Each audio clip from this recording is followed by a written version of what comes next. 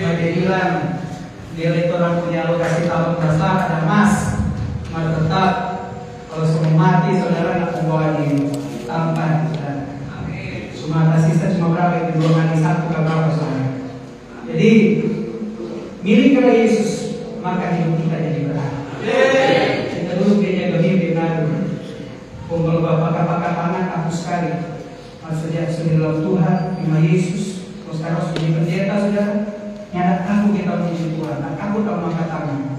Karena kalau namanya kalau memuji Tuhan, kalau namanya sepunya Yesus, pasti kita berasa hidup kita yang sangat berarti.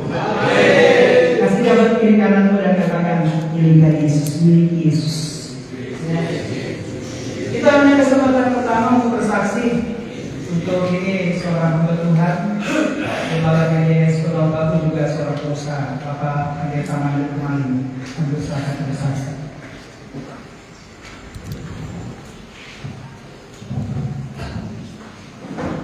Shalom, Bapak Ibu. Shalom. Oke, terima kasih para tim Raja Wali yang dari Manado sudah mempercayakan saya untuk bersaksi di tempat ini. Saya kalau tak salah tahun lalu saya sempat pelayanan di sini di situ, waktu itu koordinatornya masih Aik ya, di situ Pagong ya. Dan pada waktu sebelum COVID. Dan puji Tuhan, semua kami melayani itu cuma karena anugerah Tuhan. Tetapi sebelum saya melayani pekerjaan Tuhan, berada mungkin Bapak Ibu bisa bertemu dengan saya sepertinya orang asing.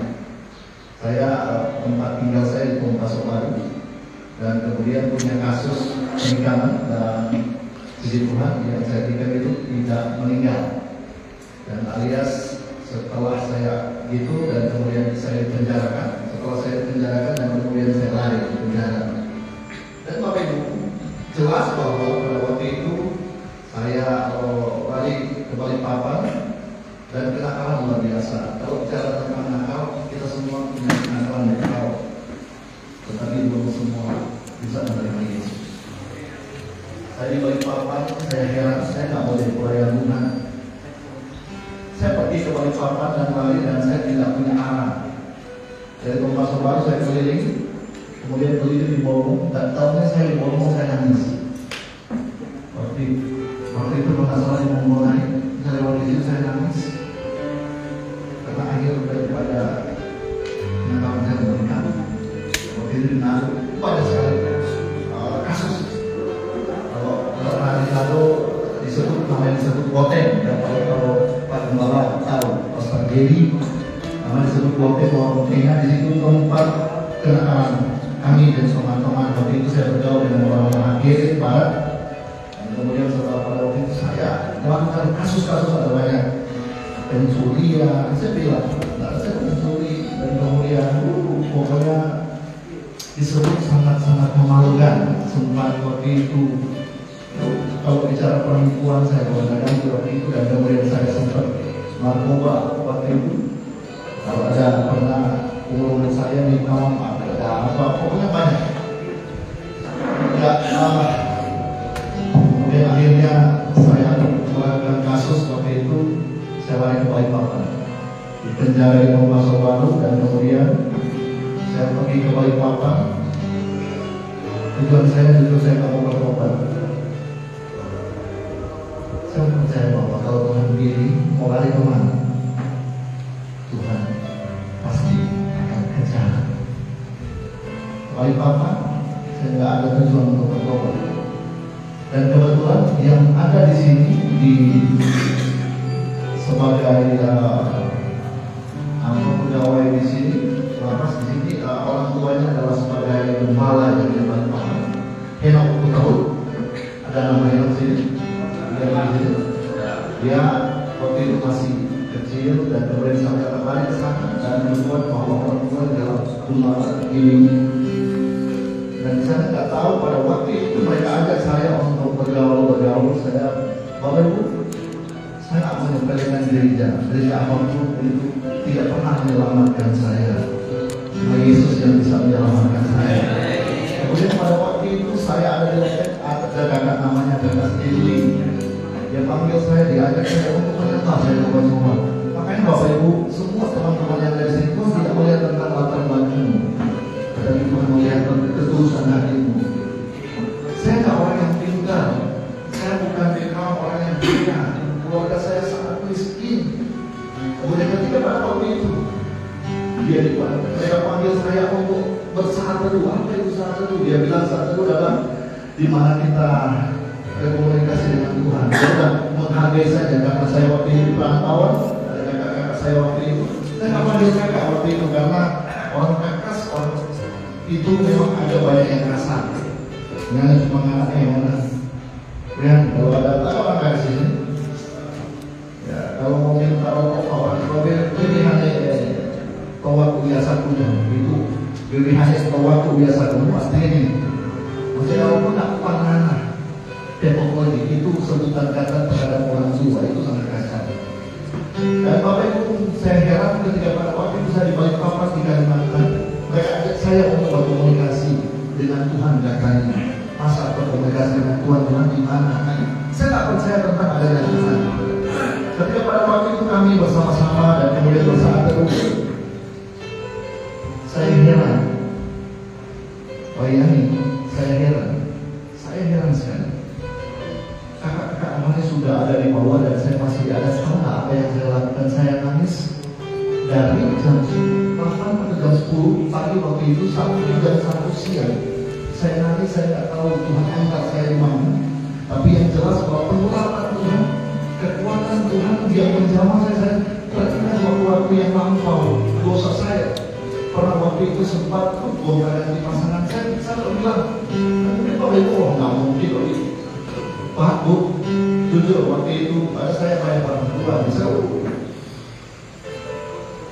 ya bisnis, kemudian narkoba, pernikahan, pergaulan aku, dengan orang banyak sekali pergaulan yang beres. Dan kemudian saya teringat, bayangkan orang tua saya saat tidak ada orang tua. Kenapa? Karena orang tua saya ada anak kakak adik saya yang paling umur orang tua saya. Kalau adik saya teman, kita nak anggap orang tua. Dan kemudian setelah saya Tuhan ingatkan seperti itu, betapa jauhnya saya dulu. Betapa jauhnya saya. Saya nangis, bayangkan sudah sekitar berapa jam saya nangis. Saya tidak tahu lagu apa, cuma bilang terima kasih. Dan setelah beberapa hari kemudian, itu pintu-pintu banyak sekali yang keluar sama saya, yang pintu benang. Beringatkan kepada saya, itulah dosa-dosa yang engkau berbuat dan engkau harus terima. Dan saya heran, saya tak pernah sering seperti itu. Dan kemudian setelah beberapa minggu kemudian saya di training di Tangkal, dan kemudian pembentukan karakter. Dan kemudian di Balikpapan itu ada banyak sekali tuku, ada banyak sekali kayu-kayu itu saya cabut dengan Castelli waktu itu untuk membuat gereja. Saya cuma itu. Dan Tuhan membawa saya pada waktu itu. Dia bilang begini kepada saya, kamu berharga di mataku. Kemudian apa yang saya lakukan bukan cuma stop sampai di situ. Itu roh saya menyalanya. Dan Tuhan bangkitkan saya. Seharusnya saya tidak. Yang saya heran Tuhan bangkitkan saya dan kemudian saya diutus di Surabaya namanya LBTC, Lawang Bible Training Center. Kenakalannya luar biasa. Saya pernah ketemu dengan teman saya yang hidup Vatikan. Dan dia hidup di mana? Di Nusa Kambangan. Dan kemudian pada waktu itu dia bilang, "Pamen, saya dari Nusa Kambangan." Itu tampaknya luar biasa. Kenakalan kalau bagi saya nggak ada apa-apa. Saya ketemu dengan Pak Rukan namanya, dan dia sekarang dia sudah jadi penginjil top luar biasa. Beliau sama dengan Pak Kiri dulu seperti itu. Notabene alias kiri kanan muka belakang semua musuh. Dan kemudian setelah Tuhan memilih saya, Tuhan memilih Pak Kiri, Tuhan memilih namanya disebut Rukan, dan dia adalah orang yang bertobat dan bertobat terima Yesus. Kenapa? Hanya kepada nama Yesus kita memperoleh kehidupan. Kemudian Tuhan proses saya dan sekarang saya mendirikan dan merintis pelayanan pekerjaan Tuhan apa yang disebut GHS Yesus itu terjadi City of Glory di kota Pekanbaru. Dan kemudian puji Tuhan, ketika saya menambah, yuk, siapa yang mau ikut putri bertobat? Siapa yang ingin bertobat hari ini? Sudah, ketika mau bertobat dan terima Yesus secara pribadi, Anda tak usah orang lain gerakkan, tetapi diri Anda yang menggerakkan sendiri. Ketika saya digerakkan oleh Tuhan, usaha saya maju, dan kemudian saya membuka satu wisata, dan wisata itu puji Tuhan ada sekian miliar dan saya teruntuk, dan kemudian saya dan istri saya yang pertama dan sampai selama-lamanya. Kemudian lihat istrimu, lihat suamimu, maka dia dan kemudian kalau bisa pagi-pagi mungkin saat ini kamu tidak bisa ketemu dengan istrimu atau suamimu atau keluargamu. Ingat satu kata buat mereka, aku sayang kamu, aku cinta kamu. Keluarga adalah Tuhannya. Dan kemudian Bapak Ibu Saudara, dan Tuhan berkati. Dan kemudian saya adalah punya usaha bukan untuk kesombongan. Nah, yang penting ada terima Yesus dalam pribadi, Tuhan akan memberikan jalan yang terbaik buat kami. Saya ada usaha alat berat, dan kemudian saya ada usaha tempat wisata. Kalau Tuhan yang membantu, kalau Tuhan yang memilih, ingat ada hari depan dan dengan harapan. Tuhan juga memberikan kami kecelakaan. Rancangan Tuhan bukan rancangan kecelakaan, tetapi rancangan Tuhan adalah hari depan dengan harapan. Tuhan tidak melihat tentang latar-belakang, Tuhan tidak melihat tentang kekurangan atau keterbatasan, tetapi Tuhan melihat hati. Kalau hati mau baik dari hadapan Tuhan, impossible kalau Tuhan tidak akan memberkati. Amin. Dan hari ini dan sampai selama-lamanya Tuhan akan membukakan pintu. Biarpun ada banyak orang menutup pintu, biarpun banyak orang yang memfitnahmu, biarpun banyak orang yang memberikan jerah kepadamu, tetapi kalau Tuhan yang membukakan pintu, Tuhan tidak akan menutup pintu. Kenapa? Karena Tuhan yang membukakan pintu. Kalau Tuhan yang menjadi penolong, kalau Tuhan ada di pihak siapakah orang yang tidak ada. Kenapa Alkitab berkata, engkau akan tinggal diam dan engkau akan menjadi penonton. Ada kalau berkata begini, biar 1000 lembar di sisi kiri, 10.000 lembar di sisi kananmu. Daud berkata, engkau tinggal menonton. Kenapa? Karena tujuan kita kepada Tuhan yang hidup, Tuhan yang perkasa, Tuhan yang hebat. Keresahan, kegelisahan, kekecewaan hari ini Tuhan akan ubahkan menjadi kekiraan bersama Tuhan. Yesus adalah Tuhan.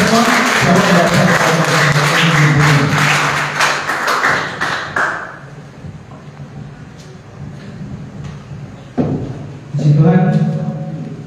Selanjutnya kita akan ada kesaksian dari saudara Jerry Eri. Mana Jerry Eri? Oke, mari kita berikan tepuk tangan buat.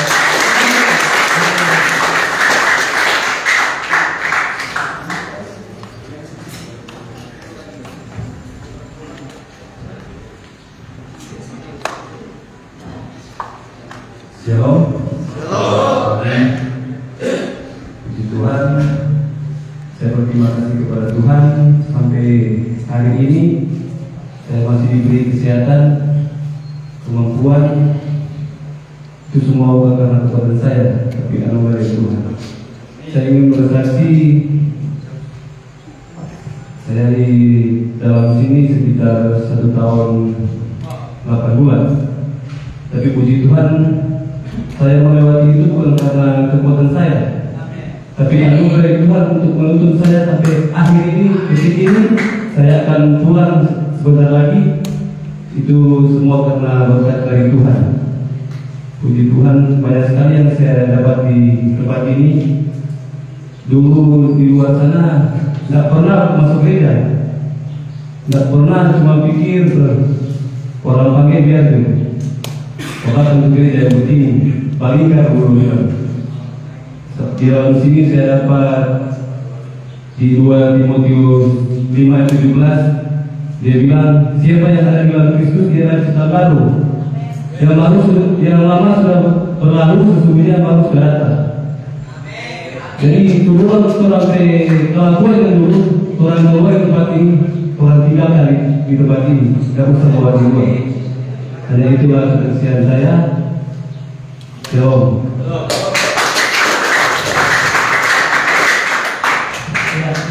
Selamat buat saudara Geri-Geri, sebentar lagi akan menghidup udara bebas jiwa sana. Berkati saudara Jerry, kita bertumbuh di dalam Tuhan. Mari kita siapkan hati kita bersama-sama, kita mendengarkan akan firman Tuhan. Mari semua kita ikhlas untuk pujian bagi Tuhan. Terima kasih Tuhan. Aku sungguh baik. Tuhan, Engkau berfirman bahwa berbahagia orang yang lapar dan haus akan firman. Taruhkan dalam diri kami rasa lapar dan haus akan firman Tuhan. Taruhkan dalam hati kami untuk tidak pernah bosan mendengarkan firman Tuhan dan membaca firman Tuhan. Taruhkan kami selalu kerinduan karena kami tahu firman Tuhan sanggup mengubah kelakuan orang. Firman Tuhan sanggup membentuk kehidupan yang rusak untuk menjadi lebih baik. Karena firman adalah buku yang dipercaya, perkataan Tuhan yang dapat dipercaya. Terima kasih banyak Tuhan. Biar kami Tuhan, sama-sama kita ikat pujian dalam Tuhan. Oh Yesus Tuhan. Sama-sama katakan aku mengasihi Yesus.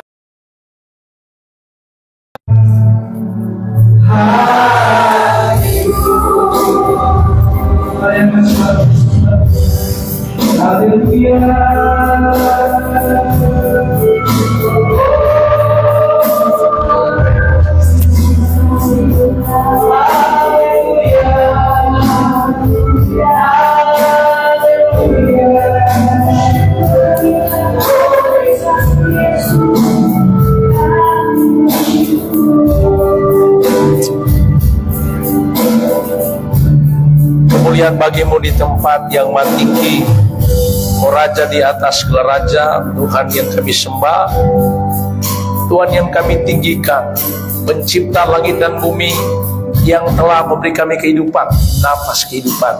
Kami ada di tempat ini ya Tuhan, bersama warga binaan Rutan kelas 2B Kota Mobagu, bersama dengan hamba-hamba Tuhan, Pastor Menli, Gembala YS Kota Mobagu, bersama dengan tim. Kami boleh bersama-sama di tempat ini, semua adalah kasih karunia. Kami boleh menikmati hidup ini lagi Tuhan. Kami tahu ini semua adalah programmu bagi kami semua. Karena kami tahu rencanamu tidak pernah gagal dalam hidup kami. Rancanganmu tidak pernah gagal. Mungkin orang berkata orang-orang yang ada di penjara, orang-orang yang sudah terpenjara itu sudah gagal. Tapi kami tahu rencanamu, rancanganmu tidak pernah gagal dalam hidup kami Tuhan. Karena itulah pada saat yang indah ini kami boleh terus menikmati hadirat Tuhan. Ada pujian dan penyembahan yang dinaikkan. Kami rindu mendengarkan isi hatimu, kebenaranmu yang selalu memerdekakan kami ya Tuhan. Terpuji nama Tuhan Yesus. Sembunyikan hamba-Mu di balik salib-Mu. Hamba-Mu hanya alat-Mu, daripadamu hikmat, pengurapan dan pewahyuan. Kami membuka hati dan siap dengar firman Tuhan. Dalam nama Yesus sama-sama bilang amin. Shalom. Saudara, ya puji Tuhan, karena bukan kebetulan namanya pelayanan penginjilan. Orang pelayanan penginjilan nyenak bawa mimbar, nyenak bawa Alkitab, tapi biasanya ada HP, ada aplikasi. Tapi ini nyenak ada Alkitab, nyenak ada HP. Ini entah membuka dari mana. Tapi kita tahu firman itu ada pada orang kehidupan. Amin saudara. Hari ini saya bersuka cita, sekaligus sedikit bergumul. Kenapa? Hari ini tanggal 26 saya ketua tim Raja Wali. Ada sukacita, ada duka cita. Hari ini personil saya yang ada di sini sekarang kita juga tidak tahu, ada ulang tahun buat saudara ya. Kurang ada masuk di grup, teman-teman tim kasih ucapan di grup, selamat ulang tahun buat Febri yang ke-34 hari ini. Tapi tadi malam saya ada berita duka, tim yang satu mati saudara. Jadi orang tim itu saya disebut dengan R1, makanya bikin baju R1, Raja Wali 1. Ada R2, R3, R4.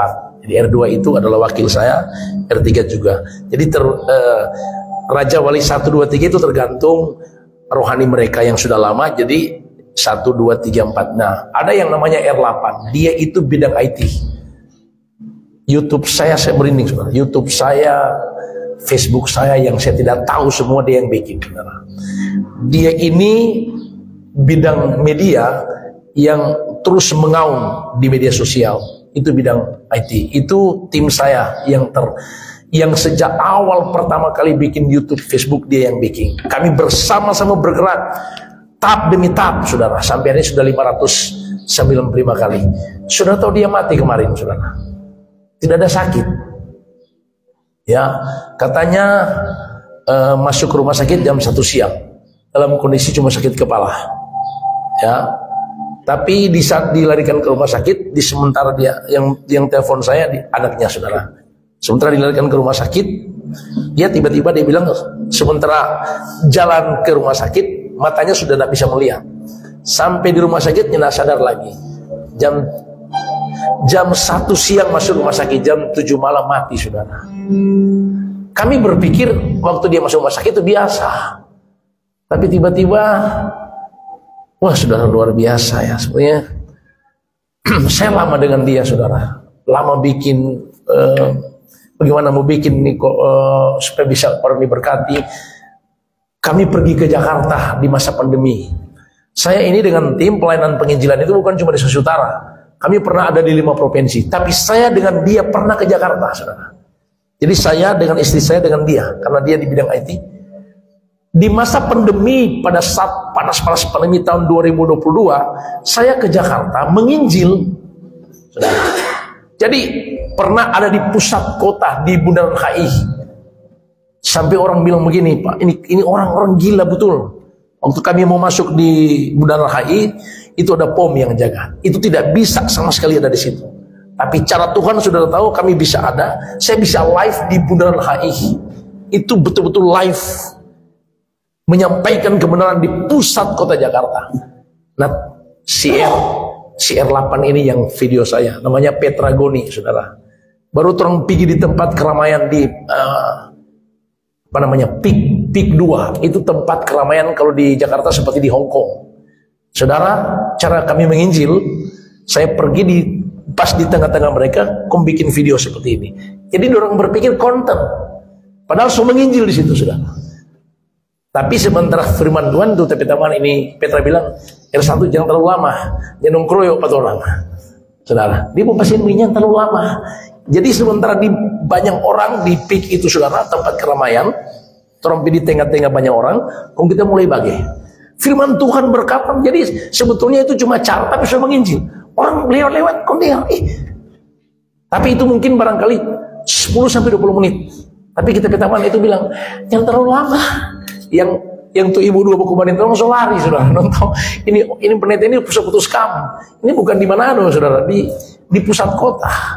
Dan kami pernah ada di jembatan Semanggi, saudara. Jadi di Jakarta semua tempat-tempat titik-titik rawan terpikir. Pernah ada di Kalijodo.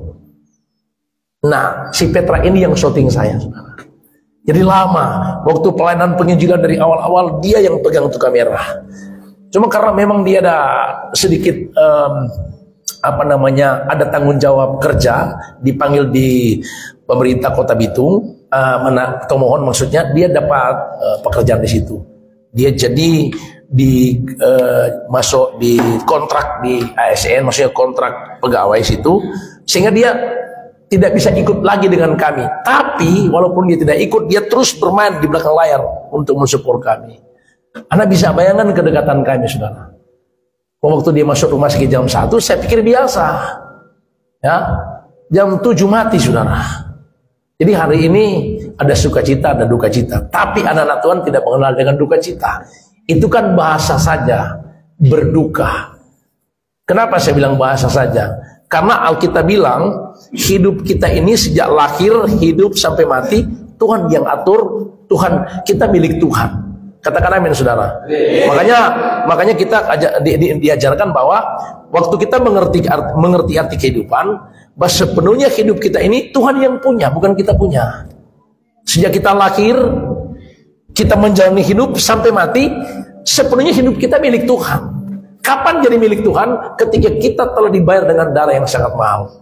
Jadi artinya dari segi manusia, saudara, siapa yang tidak sedih kehilangan, ya kan? Tetapi kita tidak mau untuk berlarut-larut dalam kesedihan itu. Yang pasti teman saya ini sudah punya tempat yang Tuhan sediakan, karena dia sudah punya tanda dari surga, saudara. Dan hari ini hampir semua di media sosial, di Facebook itu hampir namanya yang naik semua, karena dia kan wartawan juga, saudara, wartawan senior, ya. Papanya apalagi opanya Spego Goni, pendiri Ormas Pemuda Pancasila. Jadi anak ini sangat dikenal. Papanya ada di Amerika. Opanya maksudnya yang terkenal dulu di pendiri Pemuda Pancasila. Papanya wartawan senior ada di Amerika. Jadi kakaknya ada di Jerman. Dia saudara tahu di Manado itu, jadi dia pikir kakak kita.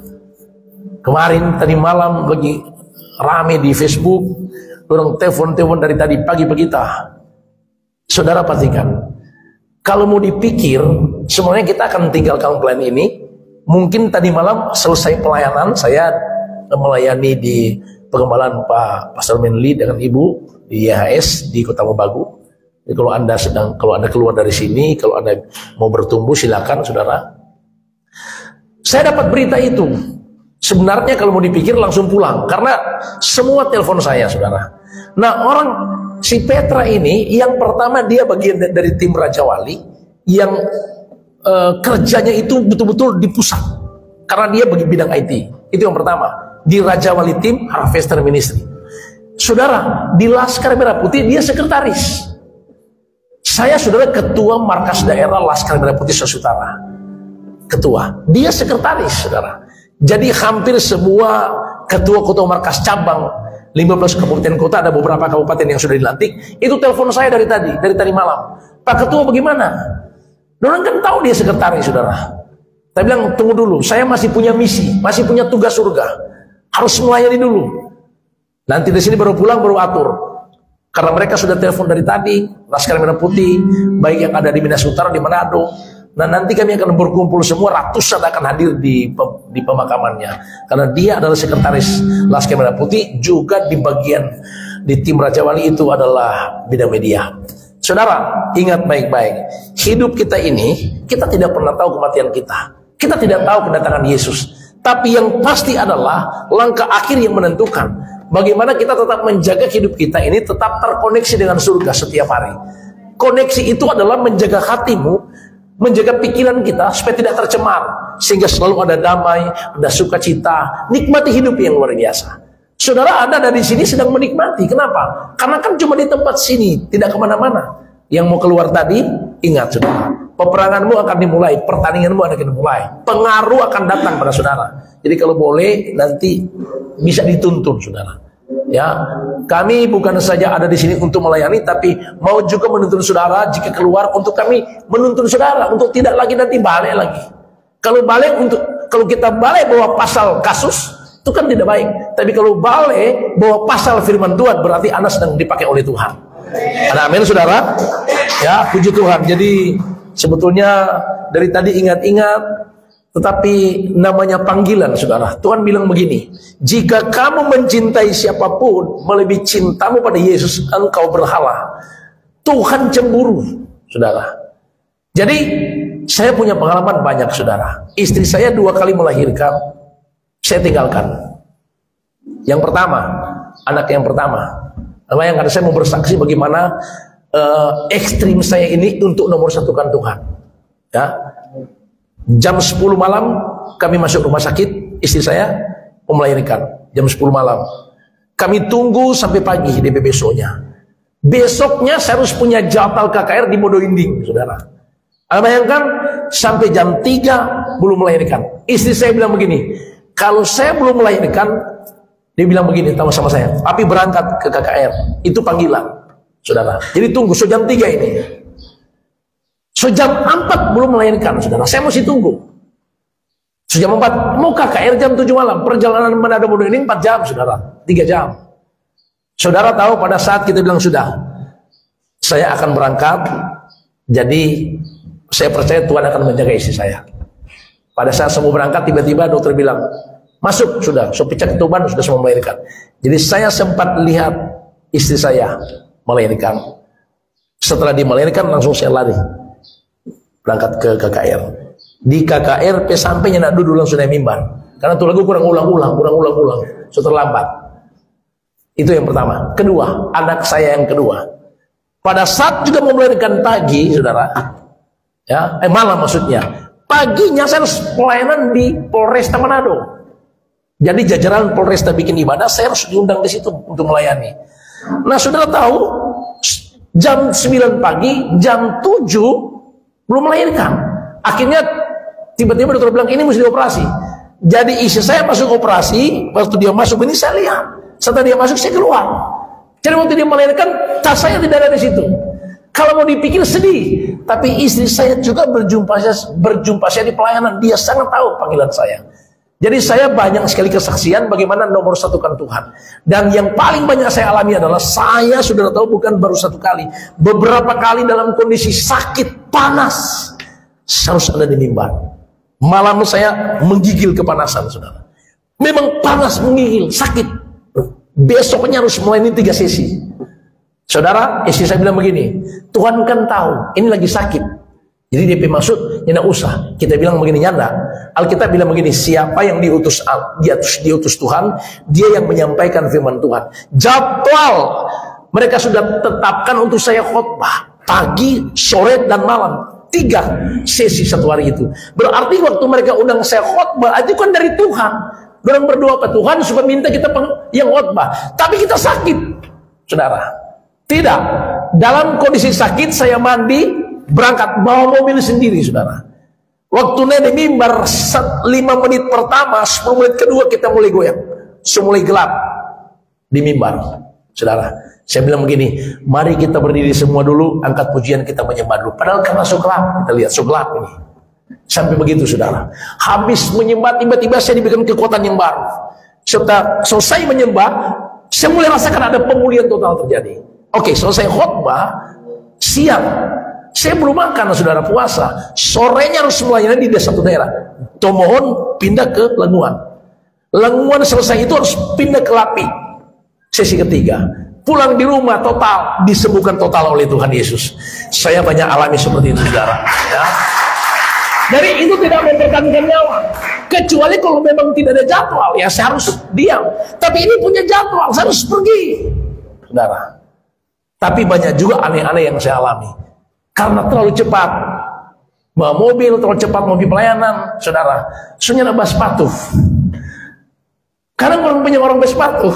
Ya, ini banyak saudara, ini kisah-kisah yang luar biasa. Saya sedikit bersaksi seperti ini, membangun rohani kita agar yang pertama, nomor satukan Tuhan, cintailah Yesus di atas segala-galanya. Karena Dia yang atur hidup kita, Dia yang tahu hidup kita, Dia yang lebih mengerti hidup kita. Jadi intinya adalah sadar dulu bahwa hidup kita milik Tuhan.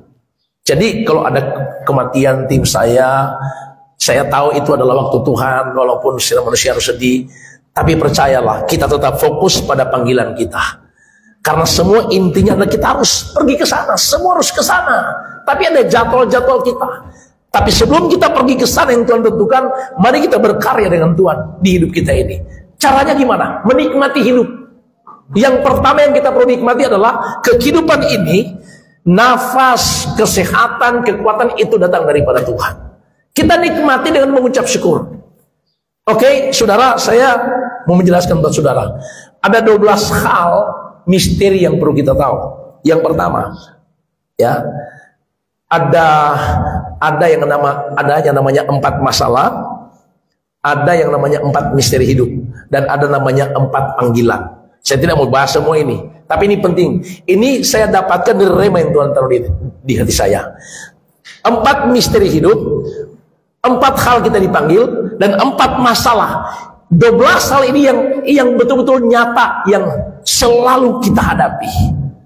4 masalah, 4 hal kita dipanggil, dan 4 misteri hidup. Kalau 4 hal kita dipanggil, contoh, yang pertama, Kolose 3:15 berkata, hendaklah damai sejahtera Kristus memerintah hati dan pikiranmu, karena untuk itu engkau dipanggil. Jadi begini, kita dipanggil Tuhan untuk hidup dalam damai. Itu hal yang pertama. Panggilan, kita dipanggil hidup dari kehidupan yang tidak jelas kepada kehidupan yang jelas, untuk memiliki hidup dalam damai. Pertama, jadi engkau dipanggil Tuhan untuk hidup dalam damai. Damai ini harus kau jaga setiap hari. Jadi 4 hal kita dipanggil. Hal yang pertama, untuk hidup dalam damai. Yang kedua, Efesus 6 ayat 10 berkata, sesungguhnya hendaklah kamu kuat di dalam Tuhan. Artinya kita dipanggil Tuhan untuk kuat setiap hari. Jangan kecut hati, jangan tawar hati, jangan cengeng hidup kita ini. Harus kuat dalam Tuhan. Jadi kita diajar hidup kita harus kuat dan di dalam Tuhan kita kuat. Yang ketiga, engkau dipanggil Tuhan untuk jadi pemenang dalam hidup kita. Karena hidup ini adalah peperangan, pertandingan, perjuangan. Tuhan bilang engkau harus jadi pemenang. Nah, kalau kita sadar kita punya 4 hal ini, engkau akan menjadi gereja Tuhan yang menikmati hidup. Yang pertama, penuh damai. Yang kedua, engkau kuat. Yang ketiga, engkau jadi pemenang. Yang keempat, engkau dipanggil Tuhan untuk jadi penyembah yang benar. Ini 4 hal engkau dipanggil. Yang kedua, 4 misteri hidup. Apa maksud 4 misteri hidup? Yang pertama, misteri Daud di rumah raja. Daud di rumah raja, dia jatuh dalam dosa. Misteri kedua, Yusuf di rumah Potifar. Yusuf di rumah Potifar, dia tidak tergoda oleh rayuan istri Potifar. Misteri ketiga, saudara, orang lumpuh di kolam Bethesda. Bertahun-tahun dia menunggu mujizat terjadi, tapi ketika dia berjumpa Yesus, saat itu juga dia disembuhkan. Misteri keempat adalah perwira di Kapernaum. Dia bilang, satu kata aku dengar, hambaku di rumah pasti akan disembuhkan. Saudara, dan ada 4 masalah yang sering kita hadapi.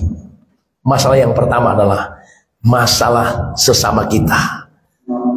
Artinya begini, hidup kita ini ya, dari mana datangnya persoalan, perseteruan, pertikaian? Ya, dari sesama kita.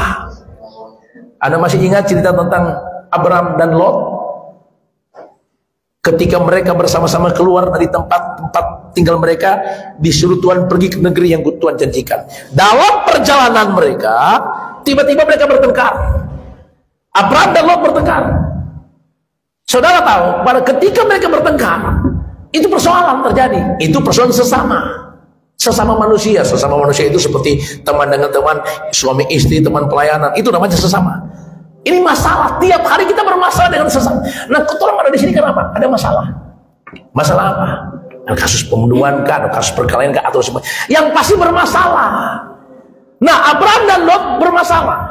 Nah, pertanyaannya bagaimana masalah itu bisa diselesaikan? Abraham adalah cara bagaimana kita bisa menyelesaikan masalah. Caranya gimana? Abraham bilang sama Lot, kita tidak mau bermasalah dengan kamu. Abraham berkata begini, kita tidak mau memperpanjang Tuhan dua masalah. Ya. Nah, karena itu Abraham bilang begini Jo, mana-mana Jo kita kasih pilih pakana. Nggak mau pilih ke kiri, kita ke kanan. Nggak mau pilih ke kanan, kita ke kiri. Karena lihat Jo mana yang terbaik. Jadi Abraham itu berkata begini, supaya kita tidak bermasalah dengan Abraham berkata gini, silakan Ngana pilih. Ngana mau di mana? Lot dia melihat pandangannya, melihat yang dia lihat itu adalah suatu pemandangan tanah yang subur hijau, namanya Sodom dan Gomora. Sebelum jadi Sodom dan Gomora. Saudara dengar baik-baik, Abraham itu menyelesaikan masalah dengan cara apa? Dia menyadari bahwa dia dipanggil oleh Tuhan keluar dari tanah tempat tinggalnya menuju ke negeri yang Tuhan janjikan. Jadi Abraham sadar kalau dia Tuhan panggil, dia hidup Tuhan yang atur. Ada haleluya. Jadi dia tidak mau egois, dia tidak mau egois berkatanya enggak. Karena mesti dengar apa kita, karena kita om. Karena mesti dengar apa kita, Lot. Tapi karena Abraham tahu menyelesaikan masalah, dia katakan, saya harus menjaga hatiku untuk tetap tenang, tetap ada damai. Yang terpenting adalah Abraham sadar kalau dia sudah dipanggil Tuhan keluar dari tempat tinggalnya, pasti dia tahu Tuhan memberi yang terbaik kepada dia. Saudara tahu apa yang terjadi? Yang Lot pilih itu tempat yang betul-betul subur. Jadi kalau mau dipikir, yang Lot ambil tempat yang subur, yang dia kasih sama Abraham tempat berbatu-batu, tandus. Sebetulnya Abraham akan kecewa, akan mengeluh sama Tuhan. Kenapa dia Tuhan panggil, tapi kenapa dia dapat yang tandus? Kenapa dia dapat tempat yang berbatu-batu? Sebetulnya tidak adil, iya kan? Tapi Abraham bilang tidak. Kalau memang Lot mau pilih yang subur, biar jo kita yang tandus ini, biar jo yang berbatu-batu ini. Kenapa? Karena Abraham pikir begini, Tuhan itu mampu mengubah yang berbatu-batu, yang tandus menjadi tanah yang luar biasa. Kan tanah itu sampai hari ini berebutan karena mengandung kekayaan yang luar biasa. Tuhan bisa mengubah. Kesaksian Pastor Melly tadi luar biasa, saudara. Tuhan bisa mengubah dia dari kehidupan seperti teman-teman juga, dari pernah mantan juga rusak, masuk penjara, dari tidak ada apa-apa, dari yang kere dan sebagainya. Tuhan bisa mengubah yang tandus, yang kering bisa Tuhan ubah menjadi subur. Dan terjadilah sekarang dia sebagai pengusaha yang diberkati, sekarang sedang terus naik. Karena ketika kita menyadari kita telah dipanggil Tuhan, serahkan total kepada Tuhan, Tuhan bisa mengubah segala-galanya. Karena Alkitab katakan kutuk diubah jadi berkat. Nah, jadi dalam hidup kita ini, bagaimana rahasianya untuk engkau bisa menyelesaikan masalah? Caranya sadar dulu. Yang pertama sadar, kalau kita ini milik Tuhan, Tuhan yang atur hidup kita. Karena kan orang biasanya kalau bermasalah itu kan mau menang toh, kita benar. Harus kita. Contoh di persidangan, saudara, ya kan? Saya mau beritahu, Alkitab sudah bilang begini. Aku dapati bahwa di pengadilan tidak ada keadilan. Tuhan sudah bilang itu. Saudara, keadilan yang tertinggi itu ketidakadilan. Tapi bukan berarti kita tidak bisa menuntut keadilan. Tapi dengar baik-baik, jangan cari keadilan di tempat lain. Ada Yesus yang memberikan keadilan buat kita semua. Amin, saudara. Dia terlalu mampu. Asalkan kita diam, sadar, diam. Kalau aku diizinkan Tuhan ada di sini, sementara proses pengadilan, jangan bereaksi, jangan berteriak. Karena pun kalau kita mau berteriak, kalau Tuhan lihat hati kita masih tidak benar, kita tidak akan lihat pembelaan yang dari Tuhan.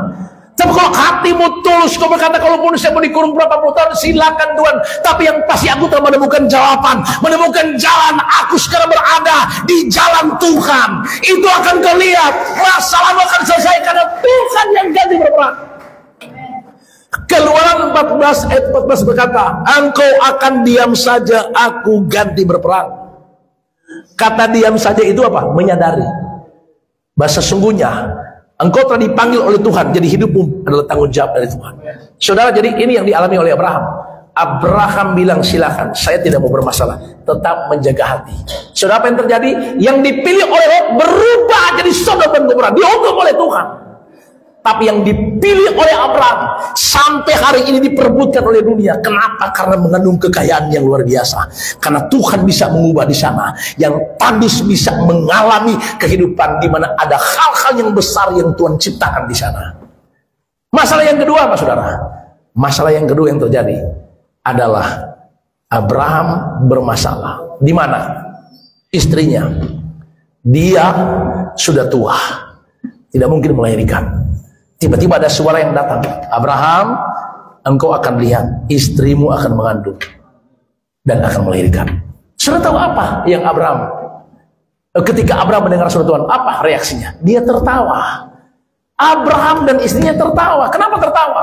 Tidak percaya. Abraham itu Mas, dia dikatakan bapak segala orang yang percaya, punya iman yang radikal, tapi dia sempat tertawa, tidak percaya akan janji Tuhan. Tapi pada akhirnya Abraham percaya. Dari sini kita bisa pelajari bahwa masalah kedua itu adalah kadang-kadang masalah kepercayaan kita masih goyah. Kadang-kadang kita masih tidak percaya kalau Tuhan mau lakukan hal-hal yang besar. Dari logika kita berpikir tidak mungkin, tapi Tuhan bisa bikin yang tidak mungkin jadi mungkin.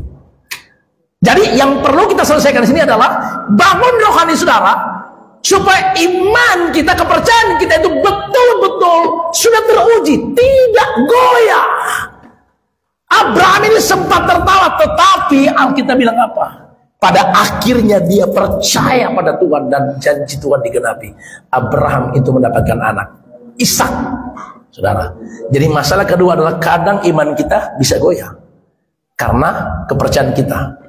Jangan pernah meragukan keajaiban, kedahsyatan Tuhan. Katakan amin, saudara. Amin. Masalah yang keempat yang sering kita hadapi adalah di saat Abraham sudah mendapatkan anak, di saat dia bersuka cita karena janji Tuhan digenapi, tapi ada ujian yang berat. Tuhan katakan sama Abraham, Abraham, ya Tuhan, kalau mau dikasih bahasa modern begini, sekarang ada di mana Abraham? Lagi jalan-jalan, di mana? Di mall. Dengan siapa? Dengan anak kesayanganku, Ishak. Oh, jadi ada di mall sekarang? Iya. Ngana sekarang pindah di Gunung Lokon sana. Dengan bawa tuh anak. Kok maksudnya mau apa Tuhan? Sudah bawa Jo. Oke, siap Tuhan. Saya siap. Saudara tahu dan Tuhan katakan begini, persembahkanlah anakmu kepadaku. Maksudnya bunuhlah dia, kasih ke kita. Anda bayangkan dalam kondisi dia sedang bersuka cita atas janji Tuhan yang sudah digenapi. Tiba-tiba Tuhan bilang, kasih tuh anak pada kita. Wah, saudara, ini persoalan. Ini masalah. Masalah apa, saudara? Kadang-kadang kita mulai berkata begini, Tuhan tidak adil. Kenapa harus begini Tuhan? Kadang-kadang kita lupa, kita tidak sadar kita sedang bermasalah dengan Tuhan.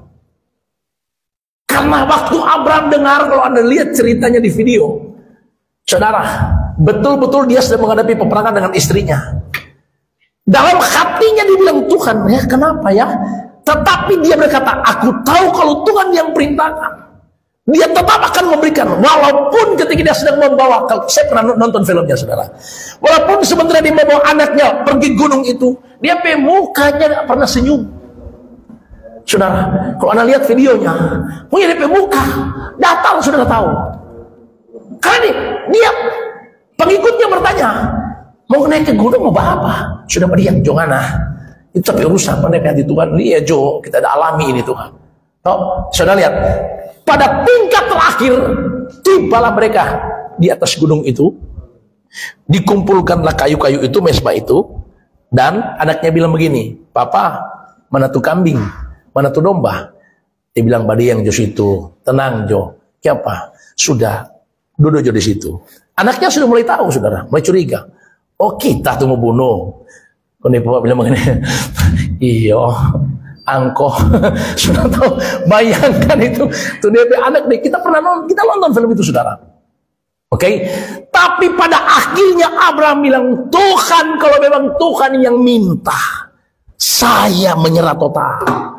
Dia baringkan anaknya. Dia bilang, "Anakku, minta maaf. Ini perintah Tuhan. Saya sudah bergumul sejak dari bawah naik ke atas. Saya bergumul ke Abraham. Tapi pada akhirnya dia kasih Pak Tuhan, karena ini adalah perintah Tuhan." Waktu dia mengangkat pisaunya, waktu dia menusuk anaknya, tiba-tiba suara Tuhan terdengar begini, "Abraham, jangan kau acungkan, jangan kau bunuh anak itu. Sebab Tuhan bilang, telah ku ketahui hatimu. Hatimu sekarang seperti apa." Oh, saudara, Tuhan lihat orang pe hati. Abraham tiba-tiba kaget.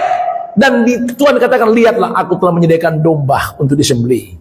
Dia pe inti di sini adalah Tuhan bilang begini, "Ternyata telah kulihat hatimu, betul-betul hatimu tulus dan murni di depan Tuhan." Ada haleluya? Amin. Jadi apapun yang kau hadapi, yang kau alami, kau rasakan, dengar, Tuhan lihat hatimu. Jaga hatimu tetap tulus dan murni di hadapan Tuhan. Maka engkau akan lihat kehidupanmu itu akan punya totalitas otoritas ilahi. Engkau akan punya wibawa surga dan pasti ada pembelaan dari surga. Tuhan Yesus memberkati kita semua. Haleluya. Beri tepuk tangan yang meriah bagi Tuhan. Mari berdoa. Bapak surgawi, terima kasih. Kami tahu Tuhan, teman-teman kami, saudara kami, warga binaan di tempat ini. Kami tahu ada banyak hal yang boleh kami hadapi. Tapi kami percaya hari ini firman-Mu meneguhkan kami, memberi kekuatan buat kami, bahwa langkah-langkah kaki kami akan selalu disertai oleh Tuhan. Pertolongan-Mu tidak pernah terlambat dalam hidup kami. Dan saudara, musik naik, saya minta taruh tangan kirimu di dada, tangan kananmu diangkat, tutup mata saudara, dan kepalkan tanganmu, kepalkan. Saya akan berdoa buat saudara. Saya minta Pastor Meli dan Ibu mendoakan yang Pastor Meli. Tutup mata saudara. Bapa di surga, kami berdoa Tuhan. Tanganmu dikepalkan, kepalkan. Ramas tangan. Itu tangan ramas. Ramas. Kami hamba Tuhan akan mendoakan saudara. Kalaupun tangan kami tidak terjangkau lumpangan tangan, tapi tangan Tuhan sedang terulur atas engkau. Kalau ada yang sakit, dengar, mujizat kesembuhan akan terjadi. Kalau ada di antara saudara masih mengalami tekanan batin akibat kegoncangan jiwa, atau ada di antara saudara mengalami ketidakadilan, engkau akan alami keadilan dari surga. Hari ini bukan nanti. Maka tangan Tuhan terulur sekarang, sedang menjamah saudara. Terima dalam nama Yesus. Terima yang kau pegang di tanganmu. Itulah jawaban. Terima dalam nama Yesus. Dalam nama Yesus. Dalam nama Yesus. Terima. Tuhan menjamah hidupmu. Tuhan mengubah hidupmu. Dapat. Percaya pada Tuhan Yesus mengasih. Dia menjamah. Dalam nama Yesus, kasih Kristus turun atasmu. Hai Bapa yang terkasih, hari ini percayalah ada kebahagiaan, ada damai yang berlimpah atasmu. Jangan pikirkan yang sudah lewat, pikirkan ke depan. Ada hal yang indah yang kau dapatkan. Tuhan memberkati hidupmu, keluarga yang ada di luar sana. Dalam nama Yesus, tanganmu dikepalkan. Raih dalam nama Yesus. Hai anak muda, kau akan persiapkan engkau untuk dipakai oleh Tuhan. Tuhan mengurapi engkau anak muda. Engkau akan bangkit dan keluar dari tempat ini untuk menjadi generasi yang kuat, dipakai oleh Tuhan. Generasi muda yang kuat, anak muda, bangkit dalam nama Yesus, dalam nama Yesus, dalam nama Yesus. Percayalah, kuasa Tuhan, kasih Tuhan turun atasmu. Turun dalam nama Yesus. Turun dalam nama Yesus.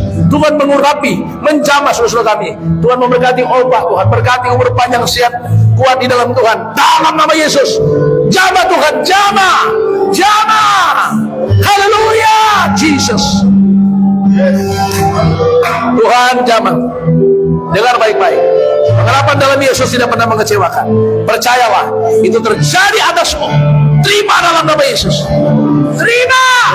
Kasih Tuhan turun. Turun. Turun menjamahmu. Tuhan mengurapi engkau anak muda. Tuhan mengurapi engkau. Bangkit, bangkit. Engkau diberkati dengan urapan yang membuat engkau akan bangkit dari generasi yang tidak akan terhentikan. Terima dalam nama Yesus. Oh, Tuhan Yesus memberkati saudara kami. Dipercayakan di dalam tugas, di dalam pelayanan gereja. Upamu besar di surga. Upamu besar di surga. Tuhan Yesus, terima kasih. Kasih sayang betul di tempat ini. Anugerah-Mu menyertai kami semua. Kami merasakan anugerah-Mu. Yes. Yes, yes, yes, yes. Bapa di surga, Tuhan, kami melepaskan berkat buat kekasih ini. Dalam nama Yesus, Tuhan tidak lihat apa yang ada di luarmu ataupun tato yang kau miliki, tapi Tuhan lihat hatimu. Tuhan mengubah hidupmu. Terima dalam nama Yesus. Roh Kudus menjamahmu dalam nama Yesus. Jesus. Haleluya, Jesus. Haleluya, haleluya, Jesus. Saudara dengar, yang akan ikut sidang, yang sedang dalam proses maupun ada sedang menunggu proses ke depan untuk keluar, dengar baik-baik. Mulai hari ini, engkau harus tahu karya kuasa Tuhan sedang bekerja. Imanmu yang akan mengkoneksikan itu. Engkau akan lihat ada jawaban, ada kepastian, ada kemenangan ke depan, ada pembelaan dari surga. Turun menjadi bagianmu dalam nama Yesus Kristus. Terima kasih Tuhan Yesus. Kami mengucap syukur untuk lawatan-Mu bagi kami semua. Warga binaan kelas 2B, Rutan Kota Mobagu. Terpuji-pujilah nama-Mu. Engkau Tuhan kami yang kami sembah, yang tidak pernah meninggalkan kami. Kami bersyukur atas firman Tuhan. Haleluya, haleluya, haleluya. Yang diberkati Tuhan sama-sama bilang amin, amin, amin.